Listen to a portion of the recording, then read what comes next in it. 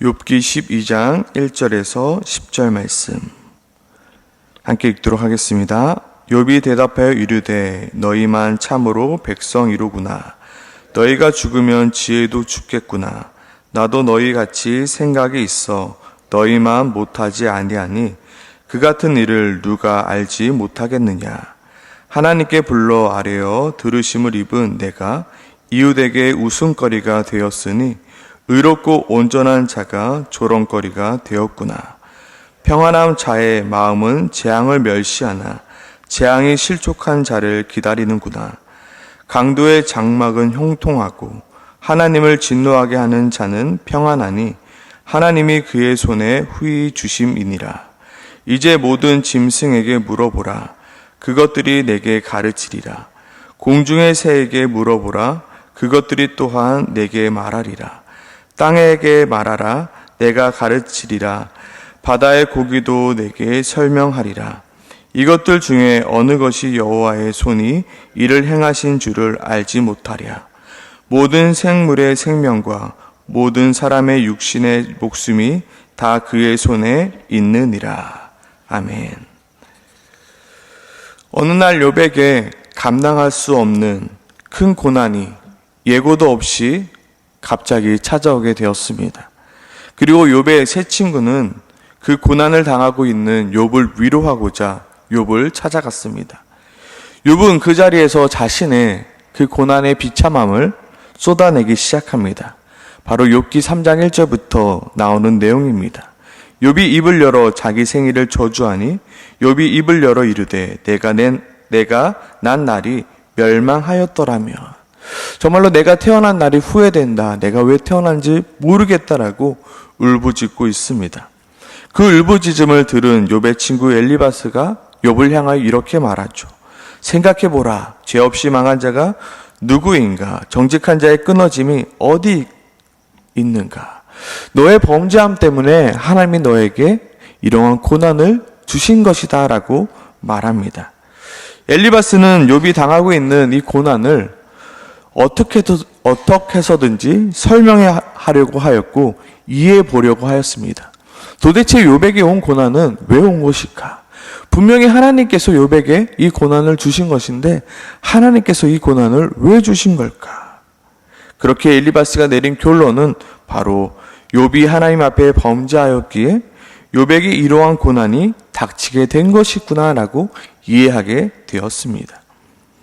이거 외에는 엘리바스에게는 욥에게 이러한 고난을 닥친 이유를 도저히 설명할 방법이 없었기 때문입니다. 그래서 엘리바스는 자신이 아는 하나님에 대한 이해의 범주 안에서 지금 욥에게 닥친 고난이 너의 죄악 때문이니 너는 이 고난을 벗어나고 싶다면 너는 회개하라 말하고 있는 것입니다. 욥 또한 엘리바스가 말한 이야기를 잘 알고 있습니다. 고난에 대하여 어떻게 해서든지 이해해 보려고 합니다. 그런데 도저히 해석되지 않고 이해되지 않는 것입니다. 엘리바스의 말처럼 죄 없이 망한 자가 없고 정직한 자의 끊어짐 또한 없는데 지금 죄 없이 내가 망하고 있구나. 정직한 내가 끊어짐을 당하고 있구나. 도저히 이 상황을 이해할 수도 없고 설명할 수도 없어. 지금 내가 너무나도 답답하구나라고 말하고 있는 내용이 바로 욥기 6장과 7장의 내용입니다. 계속해서 욥은 자신은 무죄하다 말합니다. 자신은 하나님의 심판을 받을 만큼 심각한 죄를 짓지 않고 있다고 말합니다. 그러면서 계속해서 자신의 억울함을 이야기하고 있을 때 바로 욥의 친구 빌닷이 욥을 향하여 이렇게 말합니다. 아니 땐 굴뚝에 연기가 나겠느냐? 어찌하여 하나님의 공의가 잘못될 수 있겠느냐? 하나님이 어떻게 억울하게 너를 심판할 수 있겠느냐?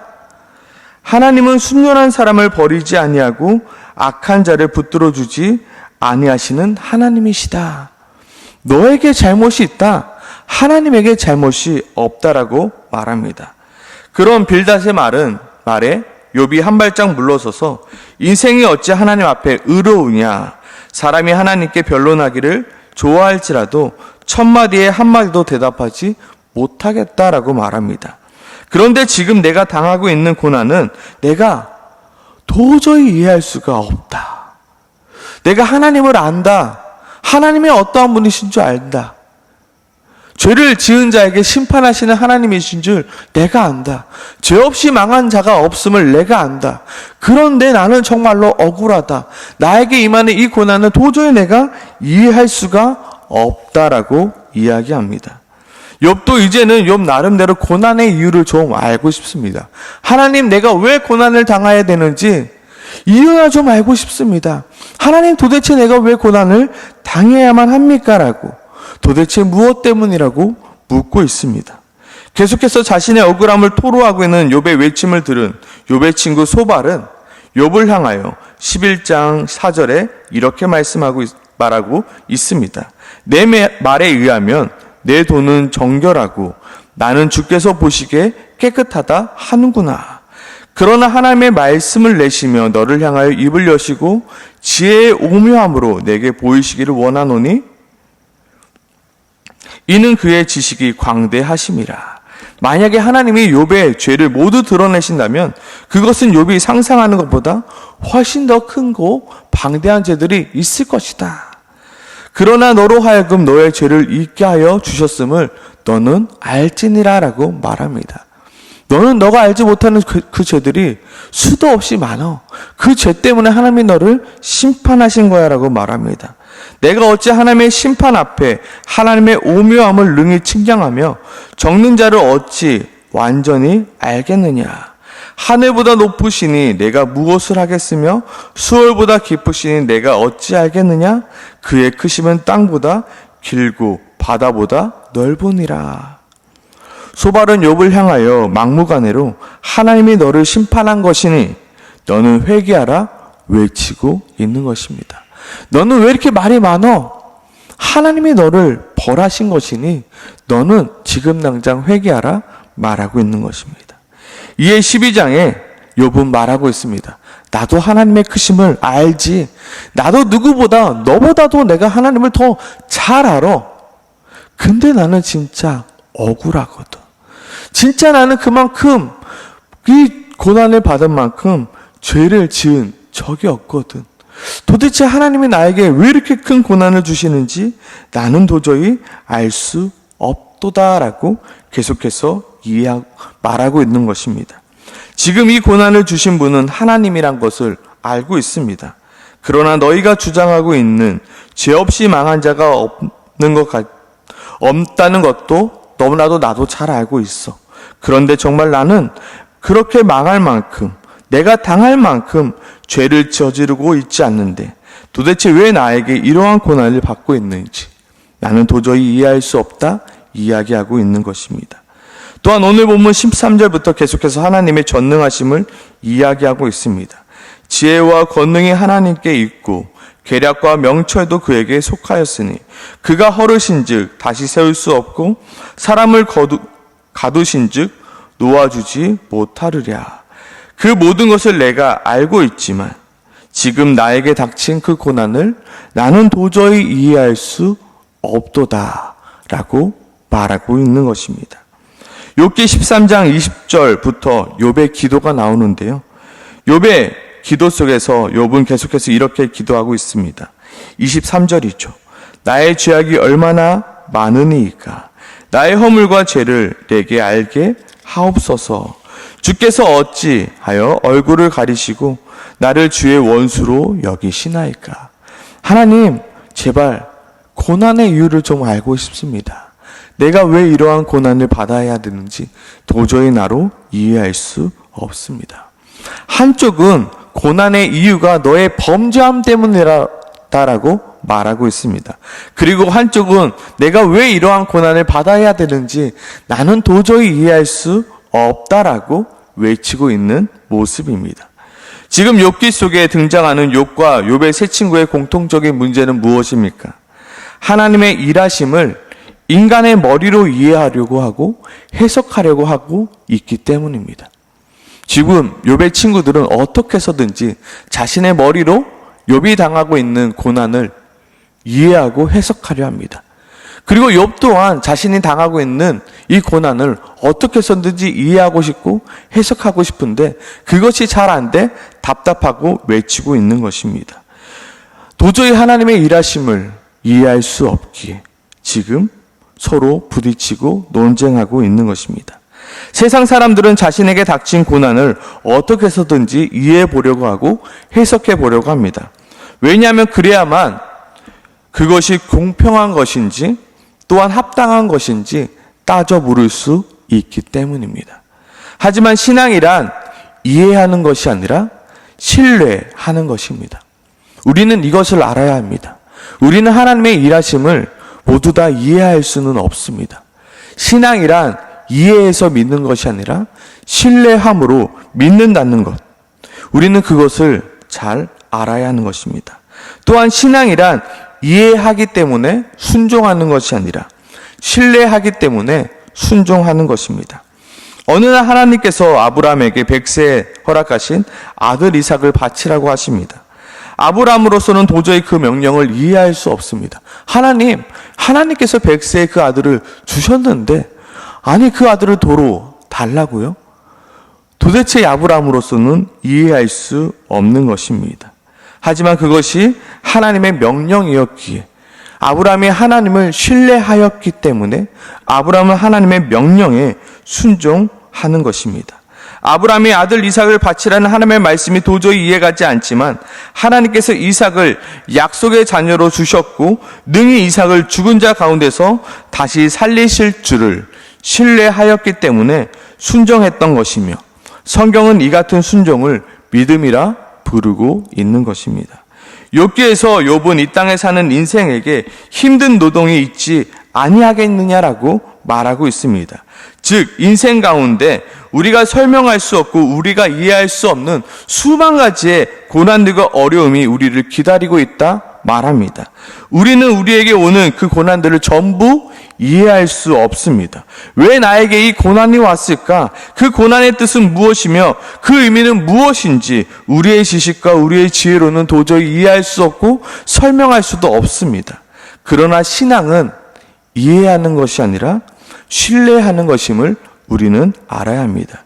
그렇게 우리 앞에 닥친 고난을 이해하려고 노력하려고 하기보다 우리에게 고난을 허락하신 그 하나님을 신뢰하려 노력해야 하는 것입니다. 어느 날 내가 감당할 수 없는 고난이 예고 없이 갑자기 찾아올 때 왜 나에게 이러한 고난을 주셨습니까? 라고 이유와 뜻을 묻기보다 나에게 허락하신 하나님의 그 하나님 안에 그 고난과 이유와 뜻이 있음을 우리가 신뢰하며 믿고 기다리며 하나님을 의지하는 것이 우리에게 필요하다는 것입니다. 오늘 본문 12장을 보면 제사장들을 벗겨 끌고 가시고 권력이 있는 자를 넘어뜨리시며 충성된 사람들의 말을 물리치시며 늙은 자들의 판단을 빼앗으시며 귀인들에게 멸시를 쏟으시며 강한 자의 뜨리를 푸실 때 우리로는 이해할 수 없으나 그의 모든 일하심에 하나님의 선하신 뜻과 계획이 있음을 우리는 신뢰하는 것입니다. 하나님의 하시는 일들은 우리는 모두 다 이해할 수 없습니다. 그 전능자의 일하심을 우리는 모두 다 이해할 수 없지만 우리는 뭐 하는 자들이라고요? 신뢰하는 자들입니다. 하나님께서 선하신 것으로 우리를 향하여 베푸심을 우리는 신뢰하는 것입니다. 물론 내 삶에 내가 도저히 이해할 수 없고 감당할 수 없는 고난이 예고 없이 찾아올 때 그 고난의 이유를 물을 수밖에 없는 것이 우리들의 모습입니다. 하지만 그때마다 어떻게 한다고요? 하나님, 이 고난에도 하나님의 뜻이 있겠죠. 하나님의 선하신 계획이 있겠죠. 나는 하나님을 신뢰합니다. 나는 이 고난을 주신 하나님을 신뢰하며 이 고난을 주신 하나님을 의지합니다라고 우리는 이해되지 않는 상황 가운데 이해하려고 노력하는 것이 아니라 하나님을 신뢰하려고 노력하는 것입니다. 하나님을 신뢰하는 신앙이란 또한 무엇이냐면 내 삶 가운데 도저히 이해할 수 없고 감당할 수 없는 고난이 예고 없이 찾아올 때도 하나님을 신뢰함으로 그 고난을 하나님의 형벌로 이해하는 것이 아니라 하나님의 훈련으로 이해하는 것입니다. 하나님의 형벌로 이해하는 것이 아니라 하나님의 훈련으로 이해하는 것입니다. 과거 손흥민의 아버지 손흥정 씨가 손흥민 선수의 양발을 자유롭게 사용하기 위해서 그의 오른발 신발에 압정을 박았다고 합니다. 그래서 오른발로 공을 차려 하면 그 압정이 찌르기 때문에 의식적으로 왼발을 사용하도록 그렇게 훈련하였다 합니다. 그리고 무심코 오른발을 쓰지 않도록 발을 씻을 때도 왼발부터, 양발을 신을 때도 왼발부터, 바지나 옷을 입을 때도 왼발부터, 신을 신을 때도 왼발부터, 운동장에 들어가 볼을 터치할 때도 왼발부터 하도록 훈련했다고 합니다. 우리는 우리를 향한 하나님의 고난을 하나님의 형벌로 생각하는 것이 아니라 뭐로 생각해야 된다고요? 하나님의 훈련으로요. 왜 손흥민 선수가 그 아버지의 혹독한 훈련을 버텨낼 수 있었을까요? 아마 괴롭지 않았을까요? 아빠, 왜 나도 오른발잡이인데 오른발을 좀 쓰고 싶은데 왜 이렇게 힘들게 해야 돼? 왜 앞전까지 꽂아가면서 이렇게 해야 돼? 왜 자꾸 왼발부터 그렇게 하라고 하는 거야? 따져 물을 수 있었을 것입니다. 어린 손흥민으로서는 도저히 이해할 수 없었을 것입니다. 그렇지만 아버지를 신뢰하였기 때문에 그렇게 믿고 따라갔던 것입니다. 그것을 형벌로 여긴 것이 아니라 훈련으로 여겼던 것입니다. 우리에게 오는 고난 또한 마찬가지입니다. 하나님의 형벌이 아닌 하나님의 훈련으로 우리는 여길 수 있는 것입니다. 왜요? 우리가 이해할 수는 없지만 하나님을 신뢰하기 때문입니다. 그분이 나의 아버지이시며 그분이 독생자까지 우리에게 내어주실 만큼 나를 사랑하시는 아버지이시기 때문에, 나에게 좋은 것을 주시는 아버지이시기 때문에 나를 더욱더 연단하고 훈련하고 있음을 우리가 믿고 고백하며 신뢰하는 것입니다.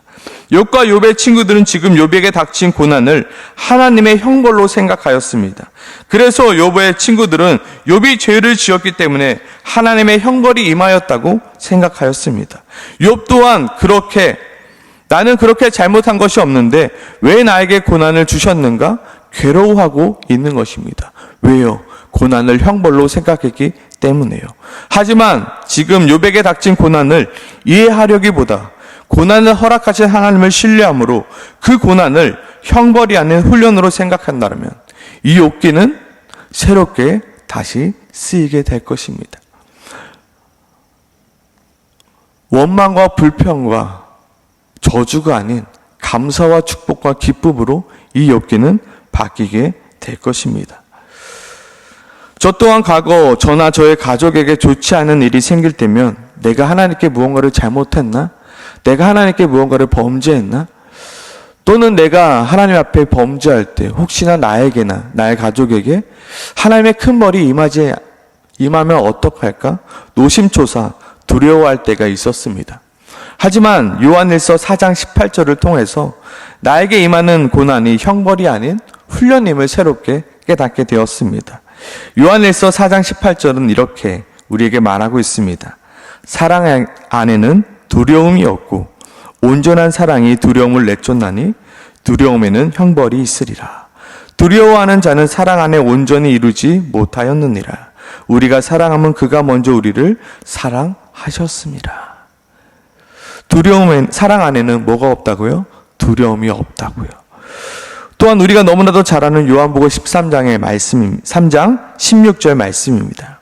하나님이 세상을 이처럼 사랑하사 독생자를 주셨으니 이는 그를 믿는 자마다 멸망하지 않고 영생을 얻게 하려 하심이라.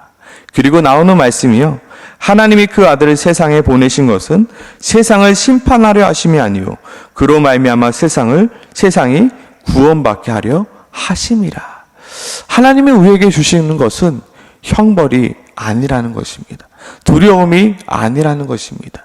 그것을 하나님을 신뢰함으로 하나님의 훈련으로 우리가 받아들이는 것입니다. 하나님은 우리가 이해할 대상이 아니라 신뢰해야 할 대상임을 우리는 기억해야 하는 것입니다. 오늘 이 새벽에 우리가 기도할 때요, 도저히 이해할 수 없는 고난 속에서 답을 찾아 헤매는 인생이 아니라 하나님을 신뢰함으로 하나님이 허락하신 고난을 하나님의 훈련으로 내가 받아들이고 내가 그 훈련에 임하는 내가 될 수 있게 도와주시옵소서. 그 훈련 속에서 더욱더 하나님을 찾고 그 훈련 속에서 더욱더 하나님을 의지하며 그 훈련 속에서 더욱더 하나님을 신뢰할 수 있는 우리가 되게 해달라고 오늘 이 새벽에 함께 같이 기도하며 나아가길 소망합니다. 함께 같이 기도하시겠습니다.